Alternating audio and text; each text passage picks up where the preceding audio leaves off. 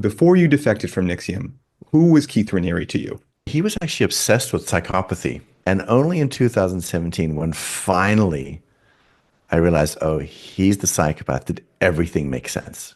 Mhm. Because there was so much chaos. And when I realized he was the one pulling all the strings and he was a bad man, it's like reality suddenly just like solidified. And I was like, oh, that's what's going on, you know? Mhm. And then I tried to explain it to other people, and they thought I was crazy. They thought I was a lunatic. When you get the information that helps you make sense of your life will be better. Mhm. It will be better. The following is a conversation with Mark Vicente. Mark works to expose cults, coercive groups, and the pathological leaders behind these groups. He knows exactly how cults work because for 12 years, Mark was a member of the NXIVM cult, eventually a board member of the organization, and the closest male friend of Keith Raniere, one of the most notorious cult leaders of all time. Mark's personal journey to escape and expose Keith Raniere and the NXIVM cult is documented in the HBO series The Vow.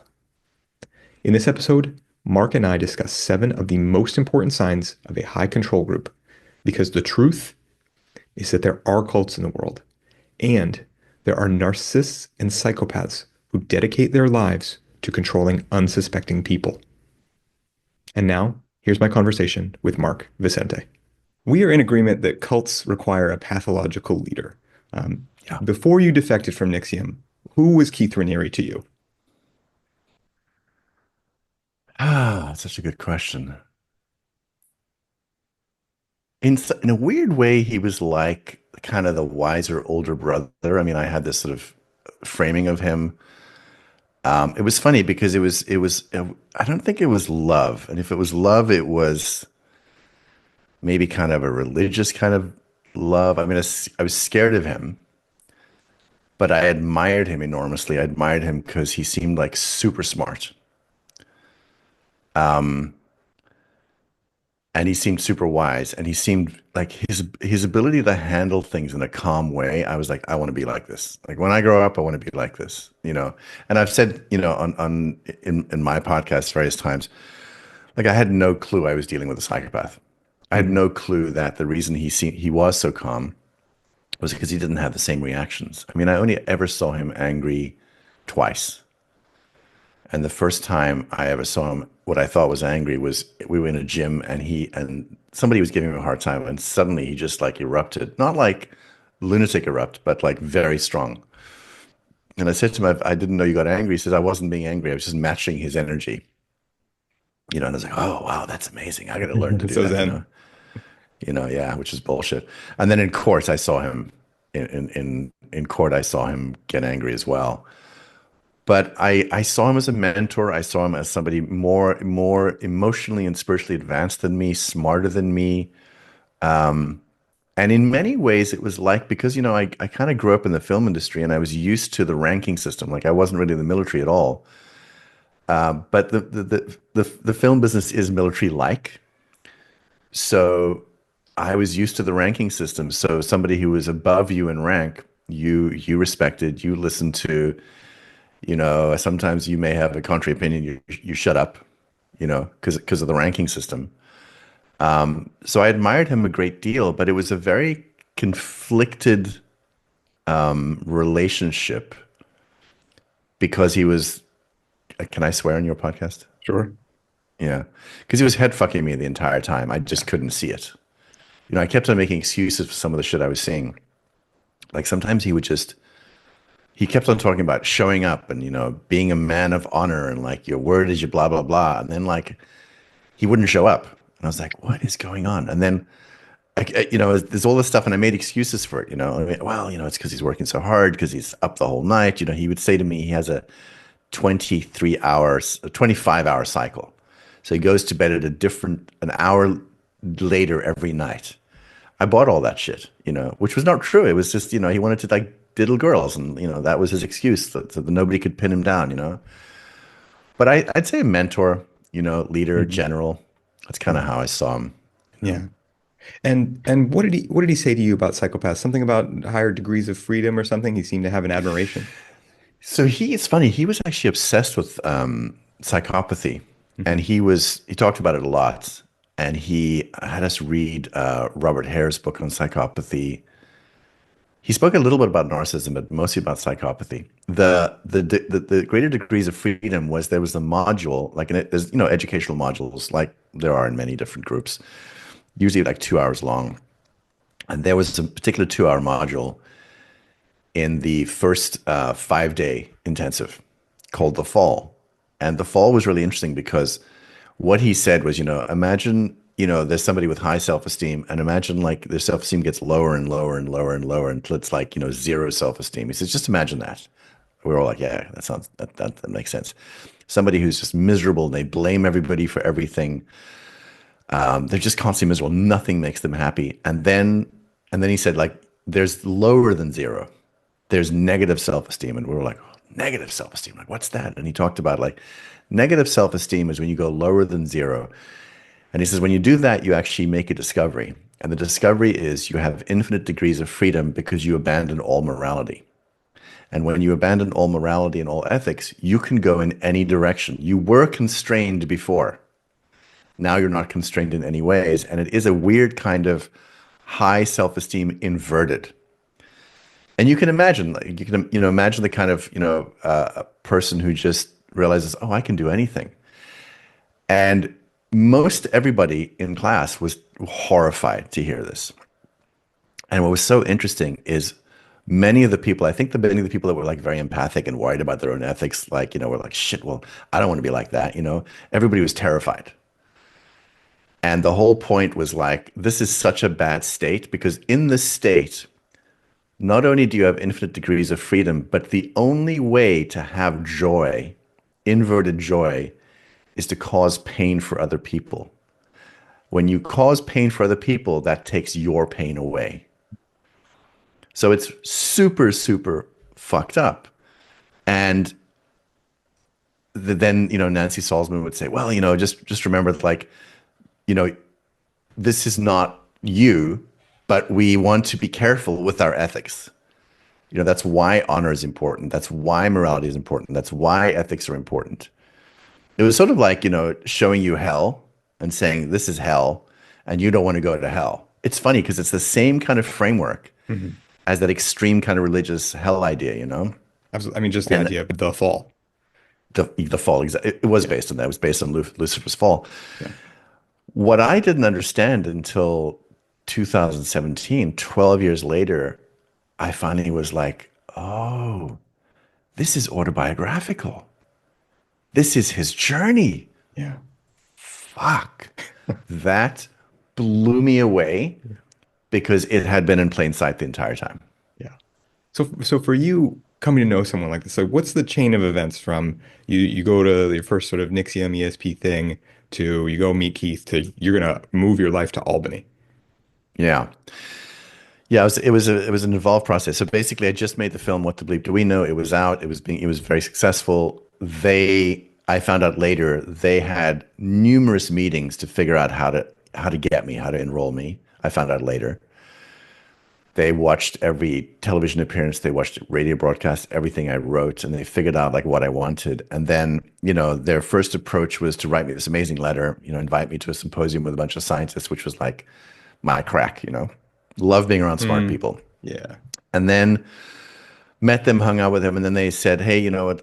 We want you to introduce some. We want you to introduce us to some of the scientists you had in the film." And I said, "Great." So they picked me up in this Learjet, flew me all over the country, and I realized, oh, these people are kind of loaded. And they basically suggested that they could help me make the films I want to make. And when you're getting flown around in a Learjet, you're thinking, well, they can. Yeah. Then I finally went to take a training.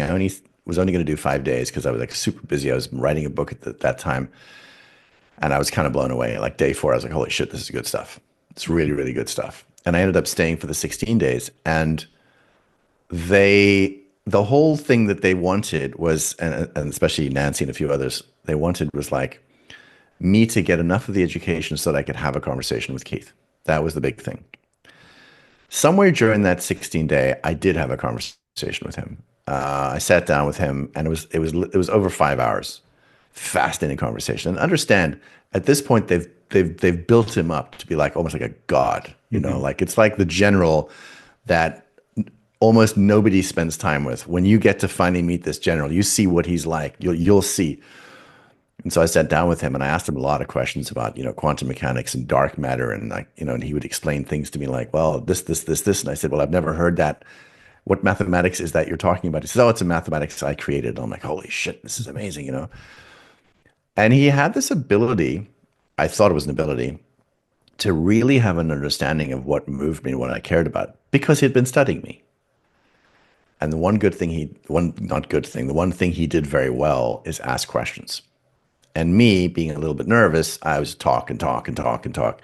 Literally, I would tell him everything. It was like dealing with a high level operative who knows how to extract information from you and just sits and smiles and nods for hours, and he just collected, I call it data mining now, data mined me and figured out what moved me. And then in essence, over the next few months, repeated back to me what I loved as though it was his thoughts. And it got me thinking, man, this guy knows what I want better than anybody else.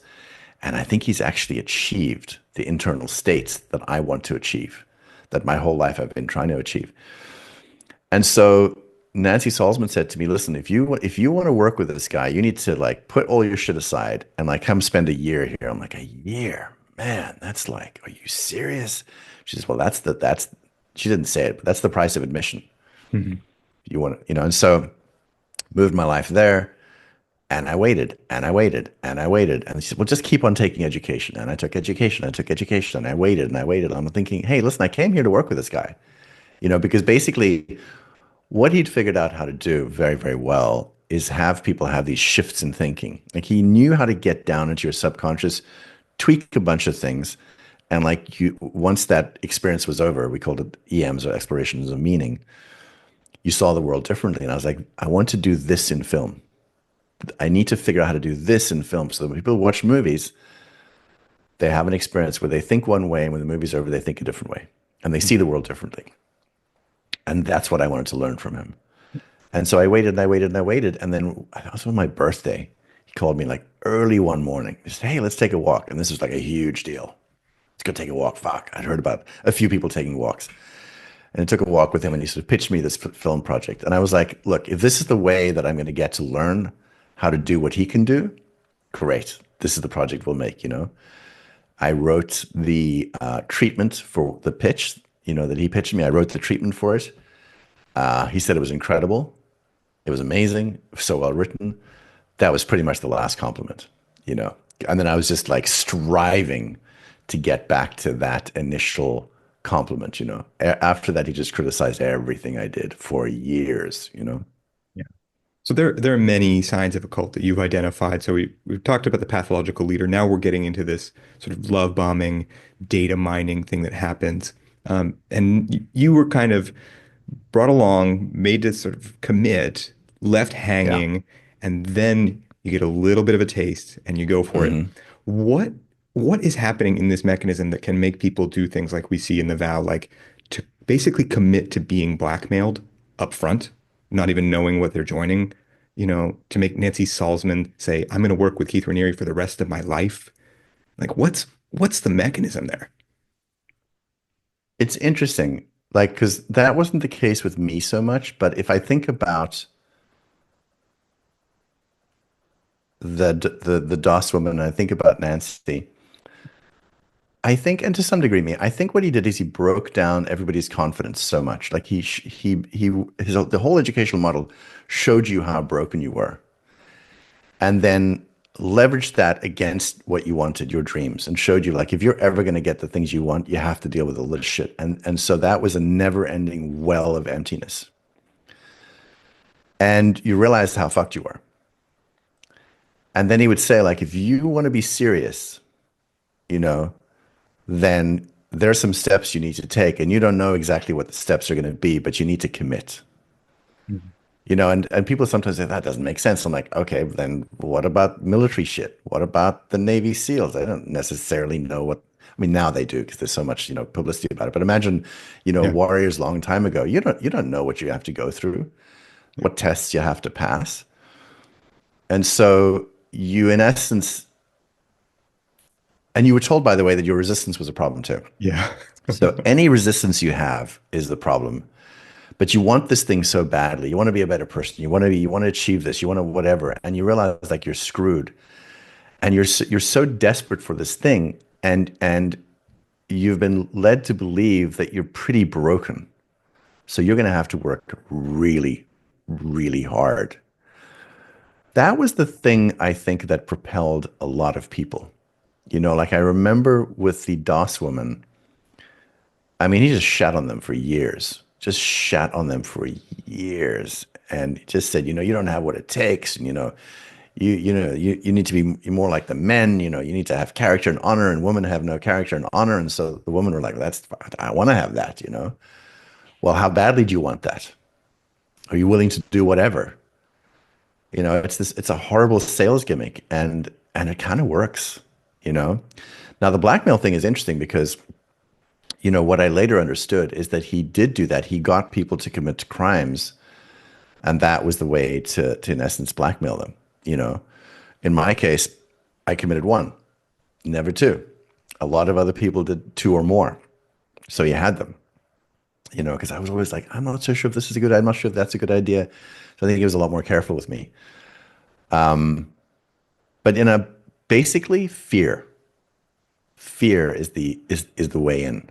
Fear is the way you get people to commit. And in the case of like when he was literally using DOS to blackmail the woman, the minute they gave any form of collateral, they were screwed. And it's funny because when I went to law enforcement to explain to them how it was working, they said, yeah, well, it was, they were doing it, they weren't coerced. I'm like, what do you mean they weren't coerced? Well, they chose. I go, wait a minute. So they were tricked into giving blackmail, and you're saying everything they did after the blackmail is consensual? I didn't say you're a moron, but that's what I was thinking. I was dealing with cops. I was dealing with agents. I was dealing with, seriously? That's like holding a gun to somebody's head and saying, oh, it was consensual. They said, well, there's not a gun. I said, metaphorically, do you understand a metaphor? If I blackmail you and you don't do what I do, I'm going to release you, with your kiddie porn. Mhm. I did that with one person once, and they were like, well, that sounds terrible. I go, yeah, it is terrible, but they still couldn't compute. Mhm. Yeah, I digress into my frustration with law enforcement. Well, this is a really important point too, I think, and it's something, when the New York Times story was coming out, I remember seeing something in the Vow where Sarah's talking to another journalist. I said, "What's left on the cutting room floor here?" And Mm. it's not really clear how people got sucked into this. Hmm. It's not, is this consent? Is this adults doing something kind of unusual? Or is this real coercion? Is this Hmm. something bad? So, like in a nutshell, like if there's anything more that you want to say to help people understand that, like I'm all ears. Well, let's take the DOS thing. That was the women's Yeah. blackmail group. In order to join this club, which was some kind of exclusive club, it was like, this female fight club, something or other. Women's empowerment sorority, I think is how I Women's heard it. empowerment. Right. Phrased. You have to, we need collateral because this is a secret society. We need something Hmm. to know that you're not going to talk about it. Hmm. And the argument was always like, well, some people say, well, why do you need collateral? I said, well, you're never going to need to use it, but that you need to collateralize your word. If your word is that you're never going to speak about it, then collateral shouldn't be a problem. If your word's that strong, it shouldn't be a problem. So, we need a confession of some kind. And so women were making up confessions. They were confessing to real things. They were making up confessions. My father raped me. It wasn't true. They were writing these things down. They were, signing them, sending them in, naked photographs, very pornographic, images. And they thought, well, that's just it. That's just the one time. But then it just kept on escalating. Now what are you going to do? Say no, no more? But they have pictures of me with my legs spread wide. Or they have the confession of that my father raped me, which didn't happen, but like it's going to destroy my life. And they would say, you need to give us something that will destroy your life. So everything after that, you can't call that consensual. That's a bait and switch, because what happens is, and they're cutting your calories and you can't think straight anymore and you have to check in all the time and you're constantly on standby day and night for a phone call, for a text message, for whatever. It starts to wear you down, and now you need more. Now they want your bank information. Now they want this, that, and the other. And so this was the thing that was so hard at first to get law enforcement to understand. You know, the reason, and this sounds wacky to a lot of people, I think the reason some politicians do some weird shit is because there's blackmail involved in certain levels of politics. Are they doing it of their own accord? You could argue they are, but what if they're threatened? What if the mafia says, well, if you don't do this, I'm going to kill your children?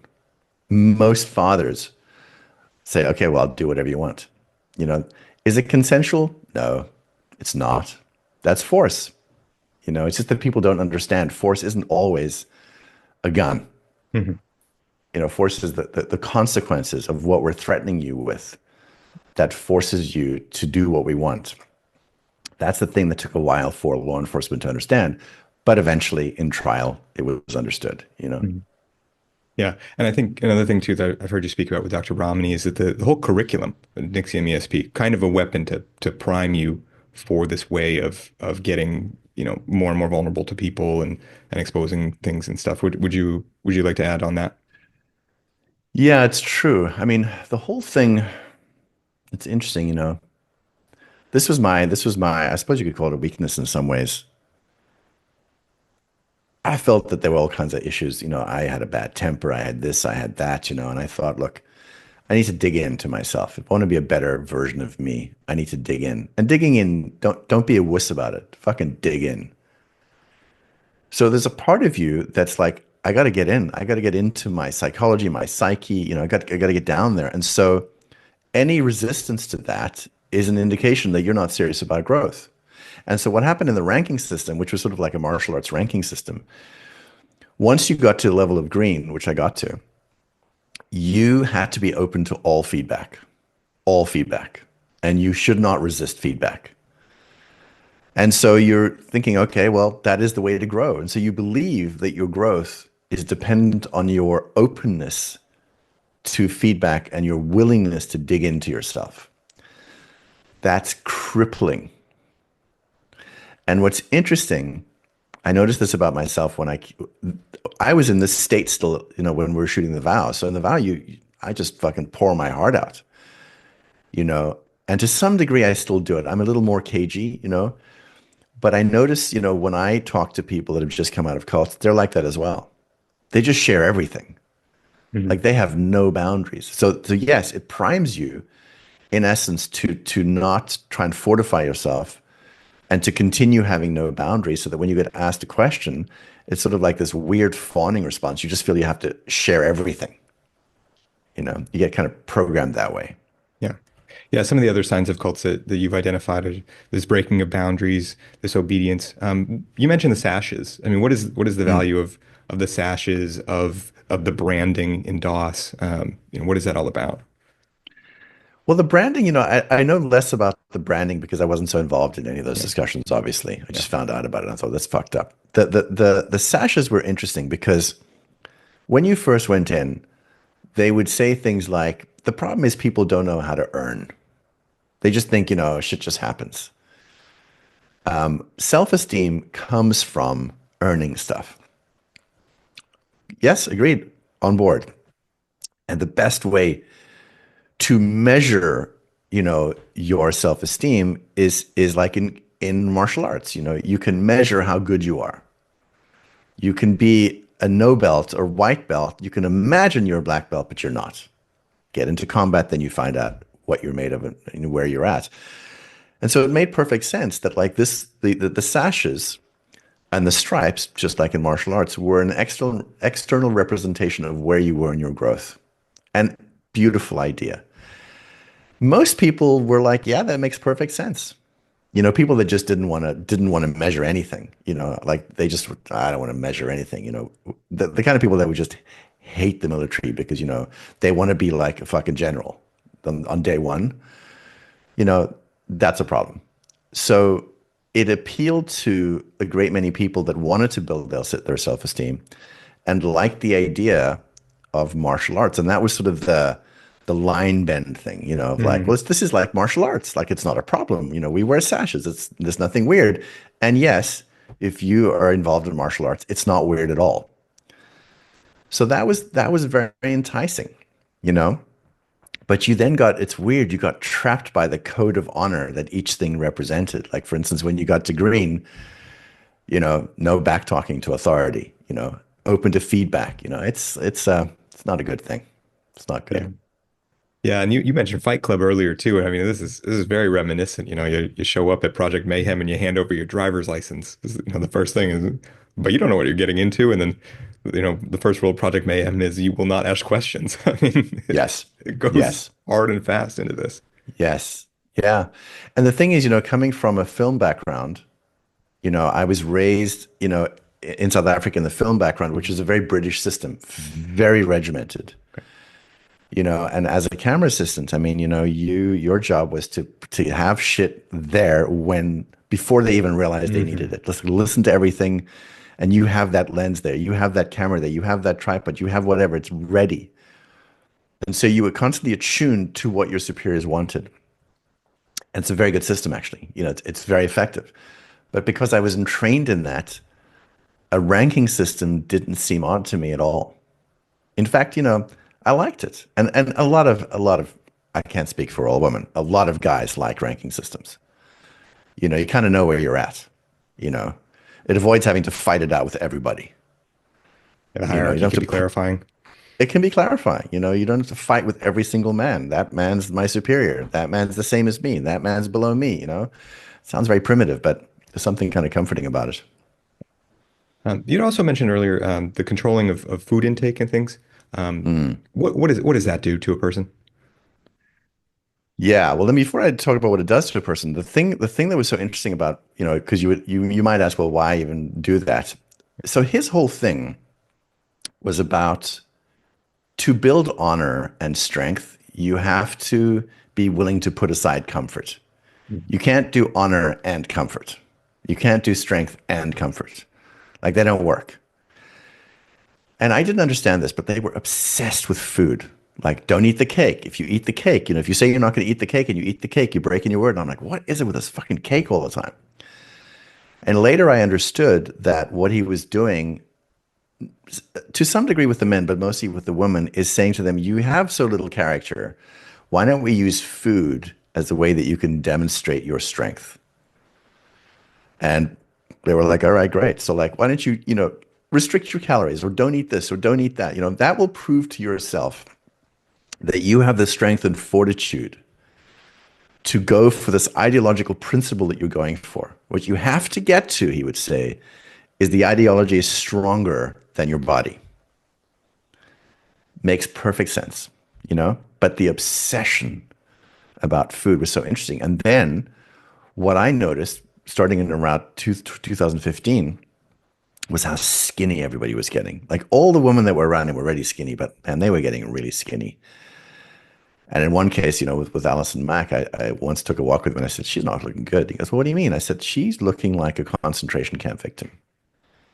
And he said, well, she's still getting her period. And in my mind, the alarm bells went off, because I'm like, how the fuck do you know if she's getting her period or not? What the fuck is going on here? But I thought, okay, so he's monitoring their health, because he would give everybody health advice. What I later understood is it was breaking down not only their bodies, their ability to think. It was breaking everything down. They were sleep deprived. They were exhausted. They were malnourished. You can't make good decisions in that state. And even later I understood that if The Fall was his autobiography, that his great joy was watching them waste away. That was his joy. You know? Imagine that mindset, that you're giving somebody health advice and they're literally killing themselves. And you're just walking around saying, well, I think you should restrict your calories more. I mean, it's very, very, very dark. But that was a form of control, because, you don't have a lot of fight in you when you're malnourished. You got very little fight. You need fucking meat and food. That was the other thing, vegetarian. Nobody was eating, not nobody, very few people were eating meat, including myself. Hmm. When I got out, I went to a buddy of mine who basically said to me, look, first thing you need to do is eat meat and work out. I'm like, all right, that's what I'll do. Made a huge difference. Yeah. Huge difference. Yeah. Yeah. You can see it in some of the footage too, that, your suits were looking kind of loose on you, you're a pretty tall dude to begin with too, it seems. I So was like tall. Now I'm a little too chubby, but hey, I think it's just a reaction against all the skinniness. But yeah. yeah, we were skinny, Yeah. super, super skinny, Yeah. Yeah. And this lack of boundaries seems insidious, right? If you don't have a boundary where now your boss can tell you how much to eat, and then he Yeah. tells you how much to eat and breaks you down, and then you can't put up boundaries when he's starting to get into other elements of your health, your reproductive cycle, like everything. It just seems to chip away slowly, and like you said, that wasting away not only of the person's being, but of their autonomy. Yeah. There's a particular sadism in that. Yeah. That's so interesting. Like it's sort of like you want to erode their mind, their emotions, their body, but it's like you want to kill their soul slowly. Yeah, yeah. Because I've these women had no fight in them. Like I remember having a conversation with him one day saying, listen, everybody's miserable. And he goes, well, what do you mean? I said, well, this particular training that he was doing, I said, everybody that's taken this training, because I was like, I'm not doing that training. Because at a certain point, I started having kind of piss and vinegar and I was arguing with him. They're miserable. He says, well, there's that in-between phase, when you're not quite there yet. I'm saying, yeah, but it's been years. These are some of the most miserable people I've ever met in my life. And I don't know if I said this to him or I thought this, but I remember doing one of the two. This is supposed to be the science of joy. He would call this the science of joy. I mean, this is not joy. This is fucking misery, But that was when I was starting to I think that was 2016. I was starting to wake up. And I was starting to ask a lot of questions, And for a while, I bought his answers for a while. Mhm. Yeah. So with these things that are happening in the individual, there's also a social element. You talked about people being isolated or being constantly busy. I've spoken with Rick Ross, who's a culty programmer, and he mentioned you actually. That episode will come out soon. And Rick has said too that the isolation can be sort of flipped into immersion as well. So it seems in NXIVM you had all these social elements. How do they Yeah. work with the being busy, being isolated, being immersed?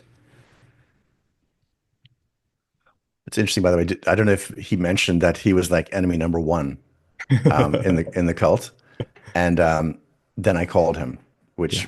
and he was at first like, why are you calling me? Because he knew exactly who I was. So this is Yeah. Mark Vicente. Do you know who I am? He says, I know exactly who you are. Anyway, he was super helpful. Yeah. So the thing is, the isolation is interesting because you go in there and you get a bunch of really amazing tools. And there was one particular module, I don't remember what it was, and they talked about how you're going to get less reactive. You're going to go back home, and the people in your life are going to expect you to behave a certain way, and you're not going to behave that way. So then what they're going to do is like at the elevator, they're going to start hitting that button again and again and again and again and again, because there's all these agreements you have with them, and you've changed the agreements.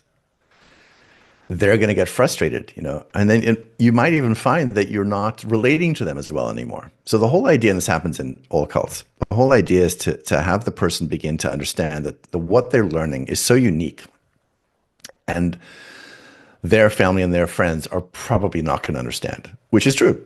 You go back, you start proselytizing to your family about all the shit you understand. They look at you like you're insane, and you go like, oh my God, there it is. They don't understand. So that's the one element. Also, you're being love bombed when you first go in. It feels so good. These people just like you so much. It feels so wonderful. And then the immersion is interesting because there's so many things to accomplish. There's so many tasks. There's your education, and you also got to be on committees, because you have to be working your way up the stripe path and shit like that. And pretty soon you don't have time for anything other than what you're doing. Oh, and you need to come to volleyball tonight. Like, why? Well, we all go to volleyball. Okay, why? Because you know what? It's a way to connect with the community, and you get to talk to Keith. Oh, that sounds pretty cool. All right, well, so volleyball starts at like 1 o'clock in the morning, and goes until when early days, it went until I think 5 a.m. I think. So I and many other people would work the entire day, and then we'd go to volleyball and play for hours and hours and hours into the early morning. Then go home, get a I don't know 3 hours sleep, and then get up and go again. That level of immersion, it starts to make the external world fade because you're so busy with the mission of the organization, the mission of your teammates, the mission of growing yourself, and the world starts to fade, and you do start to, because everything is being tweaked bit by bit. When you go back to hang out with your friends, it does feel very different, you know. And it's so this weird self-fulfilling prophecy. I just did a podcast episode about cult logic, the self-sealing system. You're told what you're going to experience when you go home, and then you see it. You're like, this is it. They don't get it. They don't get me. It's like grooming. It's like this fucked up grooming of kids. Like your parents don't understand you. We understand you. But when you go home and you do this thing, you say this thing, your parents are going to have this kind of response. And then you go as a kid, you're like, oh my God, that's exactly what happened. They don't understand me. And eventually, the really fucked up cults, it's like, the thing is they don't really love you because they don't know what love is, your parents. Your parents, they're damaged people. They're disintegrated. They haven't taken this education. They don't know what love is. We know what it is. That's what we do here. We teach this, that, and the other. I'm generalizing with multiple cults, but that's the kind of thing that happens. And listen, when you're tired and you're malnourished and you're this, that, and the other and isolated, you start to think, actually, I do feel that the people here care more for me than my family because my family just argues with me all the time. They don't approve of what I'm doing. Yeah, Old you story, use the word classic story. disintegrated too. There's Yeah, you've even got your own insider language too. This sort yeah, of special yeah. knowledge, this us versus them element. Exactly. Um, The special knowledge is interesting. The disintegrated is interesting because, when you're inside, disintegrated makes perfect sense. Most other people are, what the fuck are you talking about? And disintegrated was basically, the idea was to get into your subconscious programming to fix a bunch of shit so that you didn't live in delusion. So you were reality adaptive. Because the issue is the reason people, they would say, are not successful is they're not in reality. They're not reality adaptive. There is a reality, and we need to help you see it. So when you're not in reality, you are disintegrated. If you were in reality, you would be whole, a whole unit. So they would say things like, well, we all walk around like cracked little pieces. We need to fix the cracks so that you're not disintegrated. And then what happens is you learn the language, that language of at cause and, out of cause and disintegrated. And then you go out into the world, you talk to people, you listen to them, and they're saying this stuff. You go, oh my God, they're not taking responsibility. Oh, they're out of cause. They're saying this thing about that. That doesn't make any sense. Oh, they're disintegrated. And you sit there like a little fucking computer analyzing everybody else. And this is the thing that's so interesting. You start to think you have a superpower because you can see things that they can't see. Now, kind of interesting in some ways, because if you study psychology, yeah, you can see a lot about people. And there are psychologists that are completely full of themselves as well because of exactly that. Because you have a language that you have access to, a framework you have access to, where you can see when somebody's being codependent, where you can see when somebody's doing a fawn response. You can see that shit, and that becomes this kind of like superpower. And in cults, you're learning things that you think are accurate. And then you're looking at the world, you're thinking, man, thank God I'm here because at least I can see what's happening with humanity. These poor people out there who can't understand this. I mean, what's going to happen to them? We have to enroll them. yeah. You talked a little bit before too about EMing. What is EMing, and is that just gaslighting? Gaslighting, secrecy, lies, these things are other big elements of cults as well. Yeah, EMs. It's interesting. It can be both.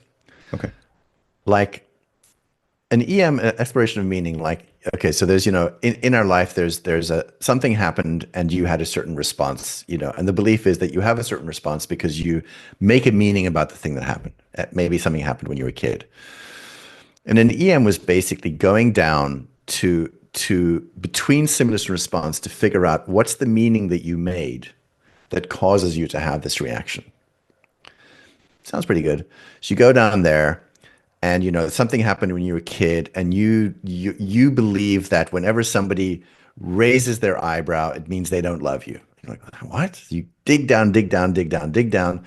Something happened when your dad wasn't paying attention to you, and he had raised eyebrows, and you made that mean for the rest of your fucking life, oh, I'm not loved. You go back down there, you realize that, is it possible dad wasn't thinking that? It was about something else, not to do with you. And you're like, it could have been. Well, what was dad doing? He was fixing the car. Is it possible dad was focused on fixing the car? He wasn't really about you? Holy shit, I never thought of that. Yeah, he was fixing the car. He was frustrated about the car. It was never about me. Cry, cry, cry, cry. Oh my God, I've made it mean these things for like 30 years. I have no idea what dad was thinking, but probably not like, what a shitty kid. Sounds good. That's wonderful. Mhm. But you can go into, when you take a person down there, you're taking them into a subconscious state, a state, a pre-logic state. Like when you take them back to when they're little kids, they don't have logic. Yeah. You're swimming in kind of a soup of primitive feelings and beliefs. You could implant anything you want there. You could say, while they're in that very open state, because what's happening is when they're in that state, it's like a hypnotic state. You can put shit in there about like, well, what dad's intention really was. Is it possible that your father X, Y, and Z?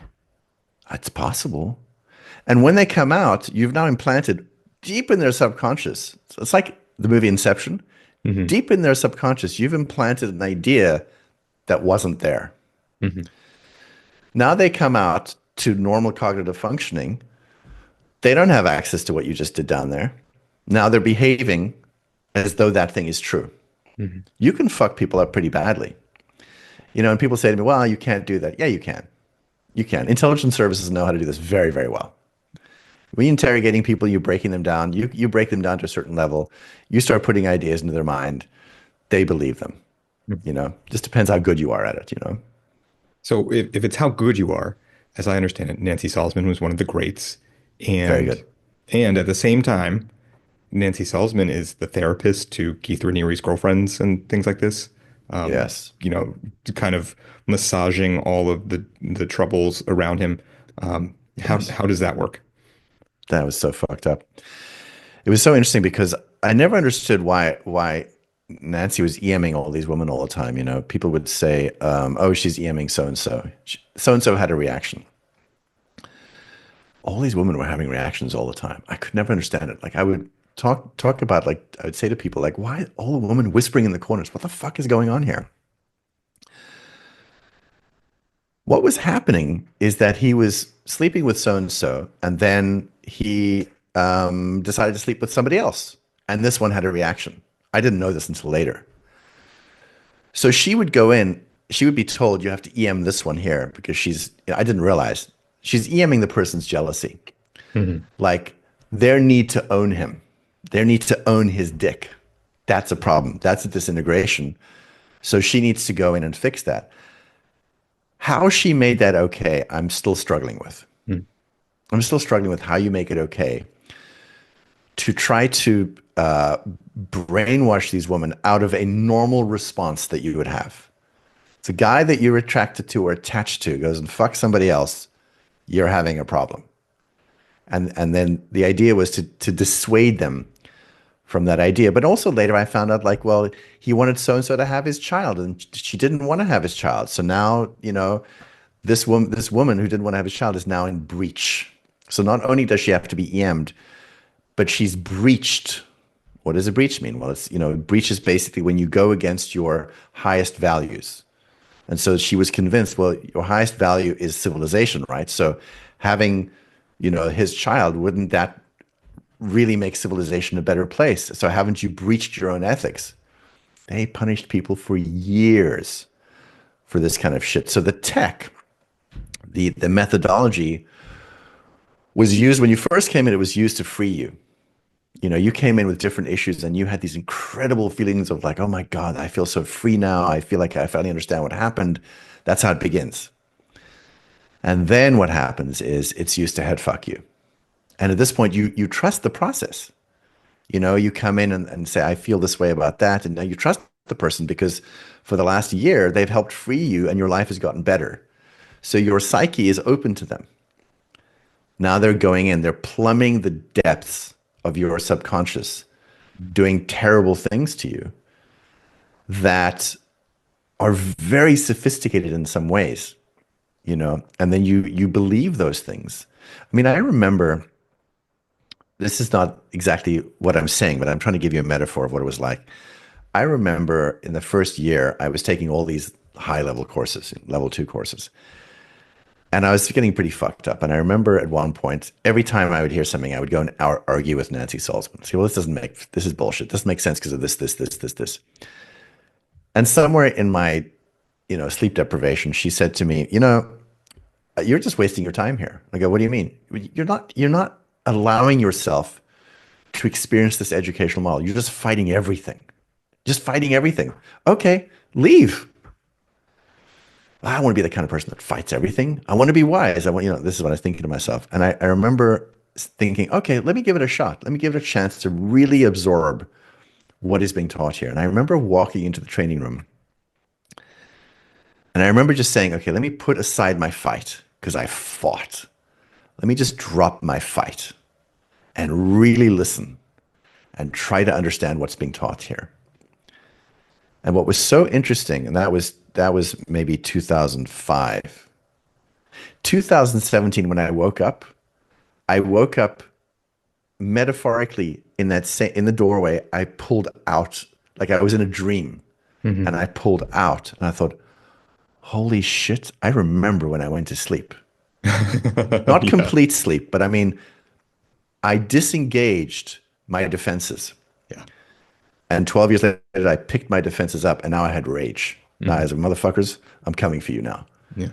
But I remember that feeling. It's like going unconscious and then becoming conscious. You know? Yeah. Yeah. I mean, narcissism and narcotic, they have the same start. And I've heard people talk about maybe a connection there. And for people who think that this sounds fuzzy, the tech, the curriculum, Yeah, letting down your guard, waking up, falling asleep. You guys, I think you said you read the work of Robert J. Lifton, that you're very yeah, aware, it's very grounded in science, the Stanford prison, yeah, the Milgram experiments. I mean, yeah, there's hard yeah, science behind this too, correct? yeah. I mean, we were studying all the stuff. It was funny. We were studying who he was. Yeah. That was the thing that was so messed up. And the thing is, we were getting results, Yeah. especially in the beginning. We were getting results. So, it's sort of like, I don't know, what's the best metaphor I can think of? You love mathematics and you go and learn from a mathematician, and he shows you some math that allows you to access fucking anti-gravity or some shit. You're like, what the fuck? And like he says, look, if you want to learn this shit, then you got to drop that college bullshit you're doing. I'm in. I'm in. Anti-gravity, I'm in. Mhm. I want to learn everything I can. Mhm. It's not a stretch to think that somebody who's a geek would be like, fuck it, I'm in. I'll Mhm. drop everything Yeah. to learn about anti-gravity, whatever this mathematics you have to figure the shit out. I'm in. It's not a stretch, and Yeah. that's what this was like. This was like, it seemed so elite, this elite kind of like Jedi shit. Mhm. And the results were amazing. I mean, I was seeing people get over phobias. I was helping people get over phobias. I was getting over phobias, confusions I'd had about a bunch of things. And suddenly I felt this freedom. But again, you're poking very delicate places inside them because the states you were putting people in, it was kind of like almost like a psychedelic state. They Mhm. were going very, very deep inside because you were asking them questions again and again and again until they began to realize like the answers they're giving don't make any sense. And suddenly they're untethered from their own psyche. And it's this weird free fall kind of like, I don't fucking know what I think. And in that free floating, free fall experience, you can do anything to somebody, you know? Yeah. And you said, you wake up and you realize that you've let all your defenses down. At the same time, often when you get away from a narcissistic psychopath, the most dangerous time is then. That's when they really come Yeah. after you with the smear campaigns and things like that. Yeah. What's the function of the smear campaign? The smear campaign, funnily enough, is not really, it's not really to hurt you. It's to cut you off from everybody else. It's Hmm. to cut you off from the entire support system. You see, one of the things we realized is when we all woke up, we didn't all wake up at the same time, but little bits and pieces. We realized we had to move fast because they were going to turn everybody against us. And they did. Hmm. And so as the smear campaign that Raniere initiated got deeper and deeper into the organization, we got less and less access to people to try to wake them up, you know. And that smear campaign is still working. There are still Hmm. people to this day that will not talk to me, you know. But it's to cut you off from any support system, to limit your maneuverability. Like the things you could normally do, suddenly you can't do them because this one won't talk to you, and that one won't give you the time of day. There's all these your entire network of people in the cult are all told to shun you completely, and now you're untethered from the family that you had, and it's very debilitating Hmm. psychologically, to get cut off, to get shunned like that. Hmm. And they are the narcissist is basically not only doing the smear campaign, but triangulating, everybody against everybody and you against Yeah. them and them against Yeah. you. So there's all this like infighting going on. You can't figure out what's going on. There was a conversation I had with Raniere maybe the year before I left, where I said to him, "There's a psychopath in the system. I finally figured out there's a psychopath in the system." And he said, "Well, who is it?" And I said, "I think it's so and so." And he asked me this question, which kind of like got me off track. I was onto it. I just misidentified who the psychopath was, Yeah. you know, because I couldn't figure out. Everything was in such chaos. And only in 2017, when finally I realized, oh, he's the psychopath, did everything make sense? Hmm. Because there was so much chaos. And when I realized he was the one pulling all the strings and he was a bad man, it's like reality suddenly just like solidified. And I was like, oh, that's what's going on, you know? Hmm. And then I tried to explain it to other people and they thought I was crazy. They thought I was a lunatic, conspiracy theorist fucking nut job, you know? Right, right. I'm really glad that you clarified too that the smear campaign is not necessarily, I mean, if they can hurt you, great, but for Sure. them, but to protect the inner circle as well. And one thing I've wondered about is how did Keith Raniere continue to keep a circle around him that would not question his authority?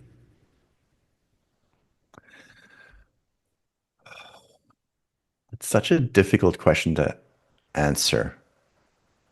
I'll tell you my version for Okay. me, because it's like if you're in the military Mhm. and you tell the general to fuck off. No way. Like it is unheard of. Yeah, I yeah, mean, people may have done it. It's unheard of. Everything in your training, it's not even said. Everything in training makes your body go like, no, no.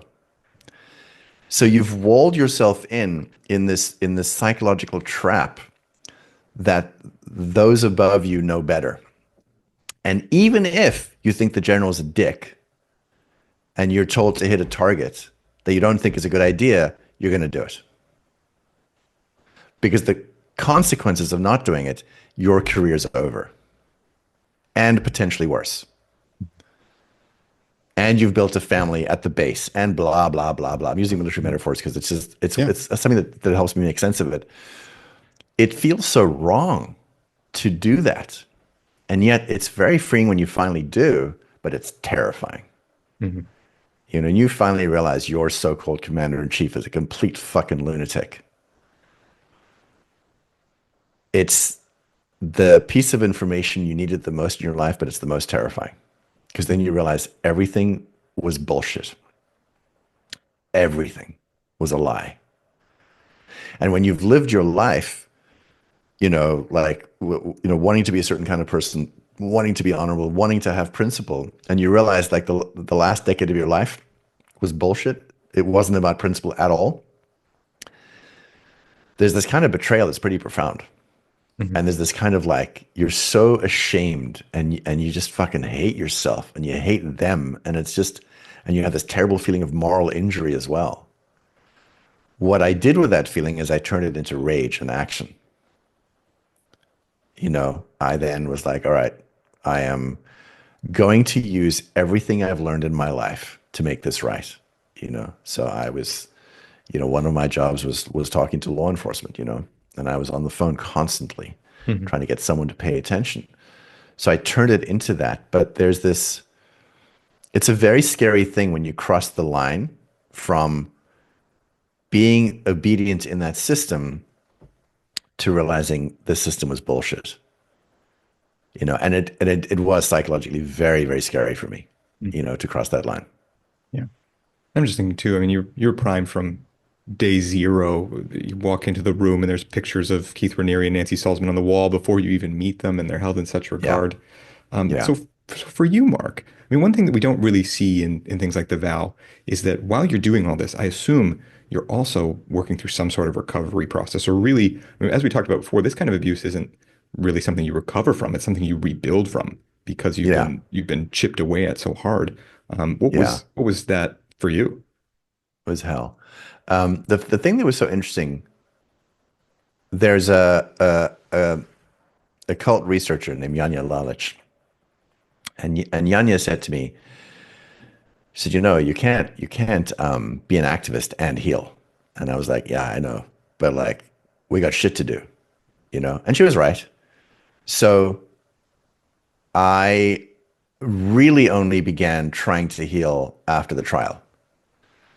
So 2017, 2018, 2019 was war.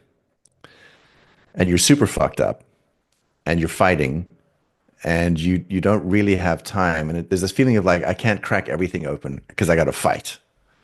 But there's problems, you're like, you can't sleep at night and you're like, you have PTSD and you're like getting up in the middle of the night thinking you have to fight something that's not there, all the shit that people have gone through. The thing that fueled me was anger. And so I was getting therapy at certain times, but it wasn't digging deep really because a lot of the therapy and the counselors I was talking to was trying to help me make sense of what I'd been through. Because that's one of the really important things. Like, Mhm. what is going on? Why do I feel the way I feel? And so there was this framework available as I was talking to all these, cult experts and therapists and psychologists and psychiatrists that understood how this worked.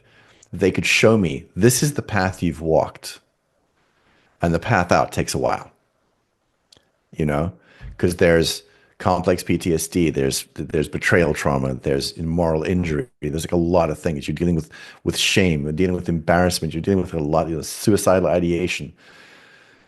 I had to leave America after that. I had to get away from, I didn't want to set foot in fucking Brooklyn again, and I didn't for a long time. I wanted to get away from LA. Went to Portugal and just stared at the ocean for months. So it was a long process, and then, some beautiful things happened, around 2020, 2021. There was some really amazing breakthroughs that I had that helped me, a great deal.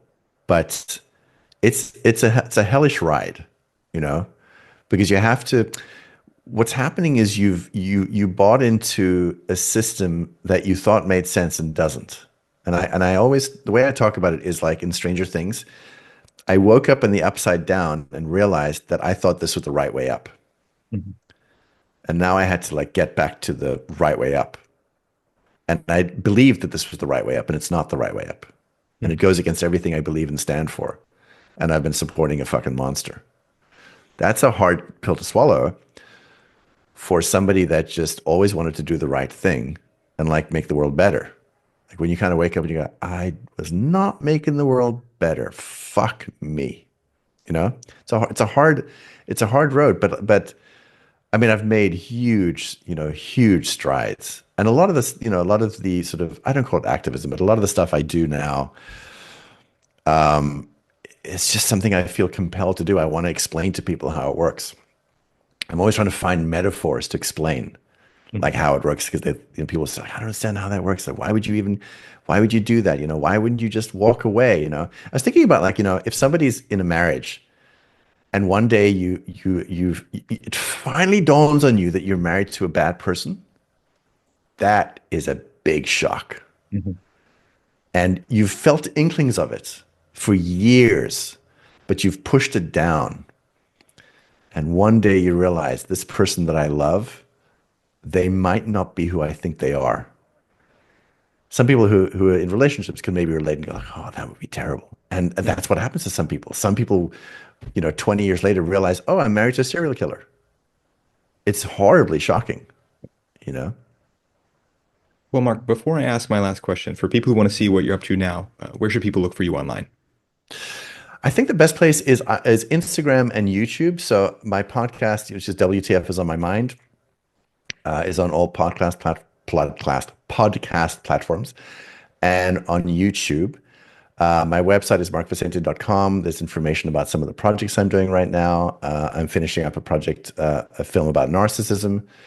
It's currently called The Narcissist's Playbook. Is what it's currently called. It was called Empathy Not Included, but I think we've now shifted. We're finishing that up this year. I'm very excited about that coming out. I'm also working on another TV series about yet another cult, and then a bunch of other projects. But I'm most active on Instagram, and my website. You can find out all about me there. Okay, we'll put some links in the description for people to check out. That'd And be awesome. Mark, my last question is, so much of what you say in your podcast is something along the lines of stay curious. What Yeah. would you suggest people do to get themselves into a curious place, or if they're having doubts about the people they're around, the people they're in relationships with, what questions to ask? It's a slippery thing I was thinking about as you're saying, because there's too curious, there's just too Yeah, open, you yeah. know. But I think there's a lot of value in going with your gut. You know what your gut says. Like, if you're having concerns, investigate. You know, if you think that you're in a certain kind of relationship, or your workplace is a certain kind of workplace, go read about toxic workplaces and notice the fear you have about reading about it or watching the Mm, videos. Because what's going to happen is you're going to be like, I don't want to watch it. I want to watch it. What if I find something out that changes my life? That's a great thing, because then you're on it, yeah. and you can take your time. You can wait. You can just know, okay, so this thing that I want to watch, this thing I want to read, this thing I want to study, probably has the answers that a part of me doesn't want. So let me just take it slow. That's the Mhm. important thing. Take it slow. Yeah. You And don't to have to rip. clarify there, so it's not just listen to your gut and jump at that. It's listen to Yeah. your gut and use that to guide that curious process. Ask And questions. notice the ways you feel. Notice your resistance. Like I Okay. say, if you Oh are in a yeah. certain kind of marriage and you think it's toxic, but you're afraid to say it to anybody, and now you want to go get that book you saw in the bookstore about toxic marriages, and you're terrified, just notice that. It doesn't mean you have to go get the book. Hmm. Just notice that you don't want to. And that's usually a sign, that there's something you're trying to protect, and you need to take your time.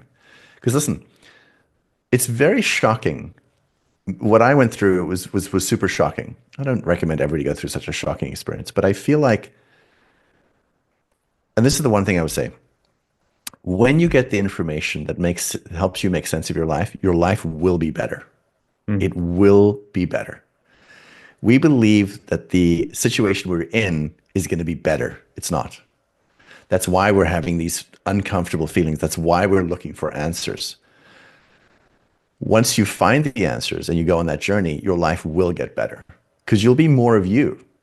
That's the most important thing. You want to be more of you, more self-assured, a deeper sense of self, a sense of self-love. When you're in toxic environments, self-love is kind of hard, you know. Well, Mark Vicente, thank you for sharing that and for your work. We've just scratched the surface of all the things I'm curious I about with know. you. So I look forward to doing this again sometime. And thank you for taking the time out of your day to talk to me. Really appreciate it. Thanks, man. We will definitely do another part. To help raise awareness about narcissistic abuse, please share this video. It helps a lot.